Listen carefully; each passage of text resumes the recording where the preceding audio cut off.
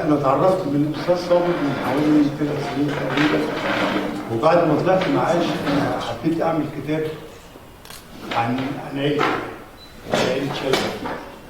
فالتجأت له الحقيقة.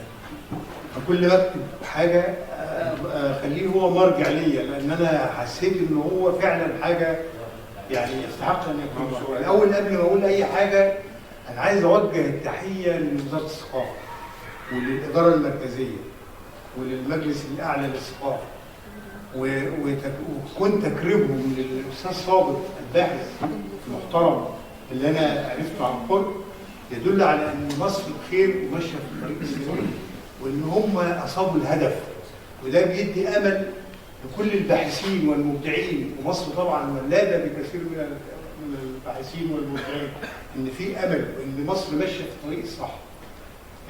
أنا قربت منه جدا وزرته في بيته، وأنت داخل عنده تحس إنك أنت داخل تاريخ. أنا رحت بيته، خرجت من القاهرة هنا، رحت وصلت عنده الفجر. صباحك الزيارة واجبها عليك. صحيته من الفجر.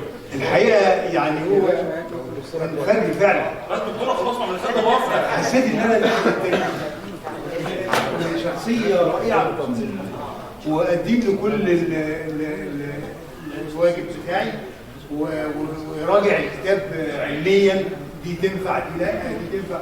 والحمد لله انا طبعت النسخه الاولى من الطبعه الاولى من كتابي اللي هو تاريخ القبائل العربيه انا شارب الجذور والفروع، وخلصت الطبعه الاولى عايز اشوف حالا، والطبعه الثانيه الحمد لله موجوده في معرض الكتاب، والطبعه الثالثه شغال فيها برضه بفضل توجيهاتي.